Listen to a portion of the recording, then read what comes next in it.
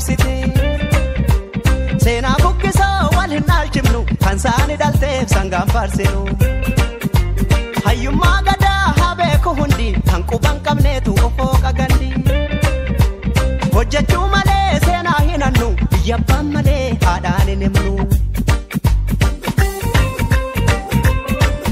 Akkam jirtu kabajamtoota daawwattoota qophii Arat Kiiloo Daily egaan qophii waayilota keenyarraa argannee qindeeffannee guyyaa har'aatiif qabannee dhiyaannee jirra. Amma xumuraatti nu faana taasisuu kenna. Biyya barsiifte addunyaatti arween gurgurraa rumaatti shaampala baba fiigichaanii looree saggaa'ee barruuni gabbisaa jeta qorannooni taaddee barsiise deellaani. Itoophiyaa dullattiin Oromummaa nyaattee yoom qufti?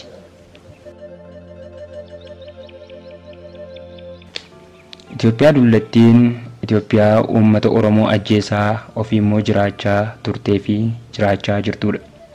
Itoophiyaa dullattiin Itoophiyaa Habashaa ijaaraa Oromummaa immoo diigduudha. Itoophiyaa dullattiin Abisiiniyaa leellisaa Oromummaa cabsituudha. Itoophiyaa dullattiin dhiiga ilmaan Oromoo dhangalaasaa kan Habashaa immoo itichituudha.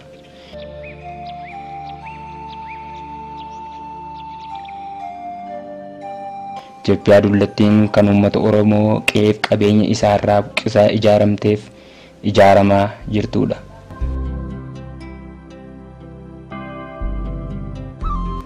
Akkasumallee kan Oromoo kumaatamaa harkaaf harma mursiiftee ajjeesiftee faarfatamaa jirtudha.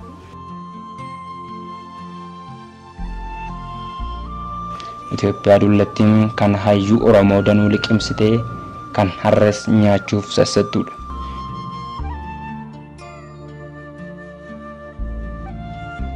Itoophiyaa dullattiin kan sabummaa Oromummaa dhabamsiisuuf wargamaa Habashummaa fi Itoophiyaanummaa Oromummaa hin qabne ijaaruuf sardamtuudha.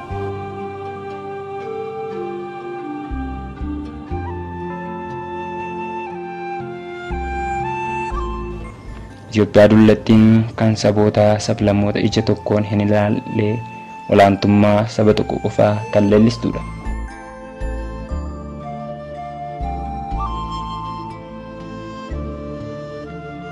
Itoophiyaa dullattiin seenaa godaannisaa qabuu fi jallina hin dubbatamneen kan guutamtedha.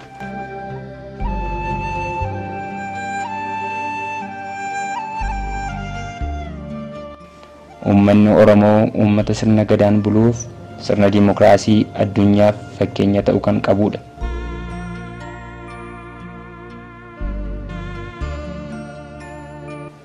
Uummanni Oromoo uummata olaantummaa eenyuutti hin amannee fi kan walqixxummaatti amanuu duudhaaf aadaa seera jallinaan hin guutamne kan qabudha. Nama akka namummaa isaatti kan amanuuf kabaja dhala namaaf hundaaf kan qabudha.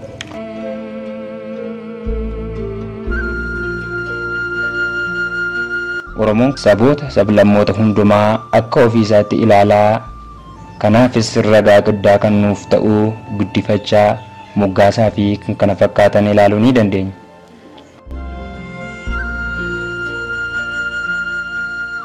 Oromoon kana malees walqixxummaa saalaa koorniyaatti kan amanuuf sirna duudhaa mataa isaa kan qabudha.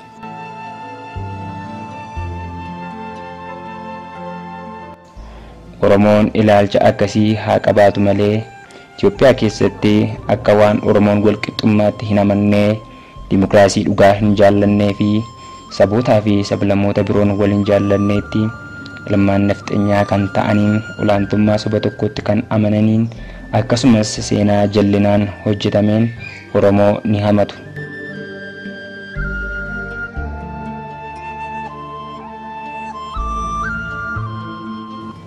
Impaayerri Itoophiyaa dur irraa kaasee hanga ammaatti Oromoon beekaa, qarree, qeerroo, aartistii, qotee bulaa fi kan kana fakkaatan uummata isaa danuu Itoophiyaa ijaaruuf itti dhabeera.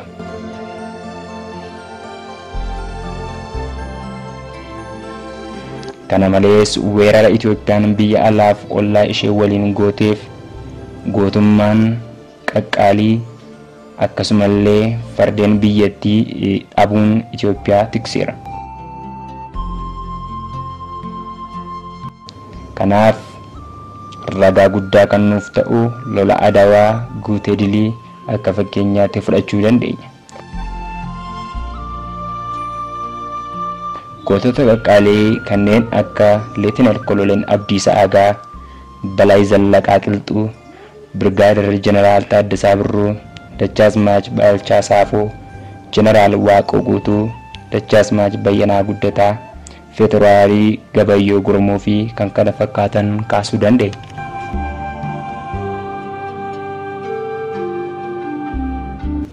Kana malees Oromoon Itoophiyaa bira darbuun Afrikaaf maqaa kennisiiseera.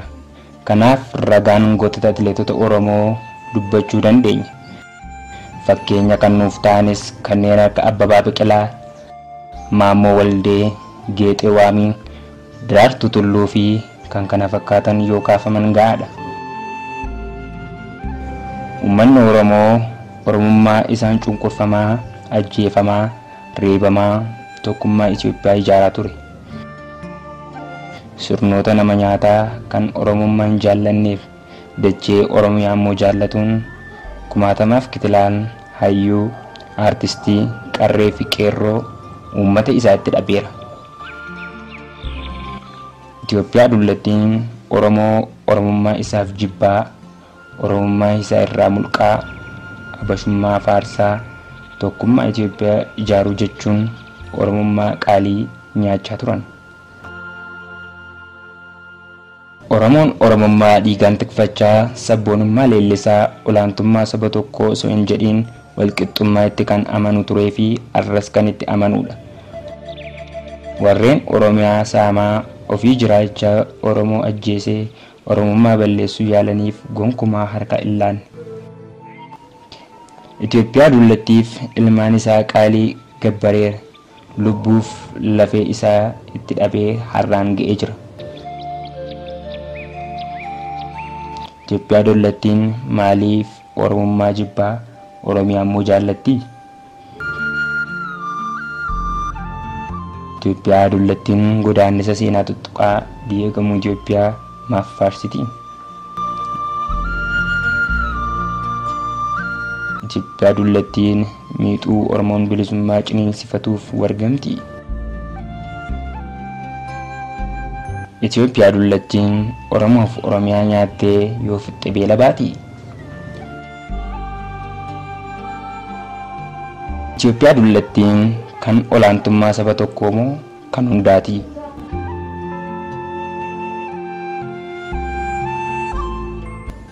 Itoophiyaa dullattiin olaantummaa dhiiftee walqixxummaatti ni amantii laata? Xumura irratti Itoophiyaa dullattiin hayyuu, aartistii, qarree, qeerroo uummata Oromoo bal'aa nyaattee beela baati? Anaafis gaaffii kooti.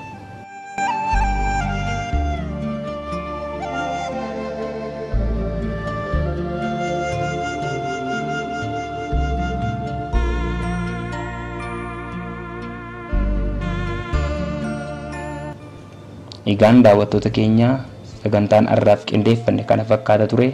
Waan nu dhaggeeffattaniif guddaa galatoomaa.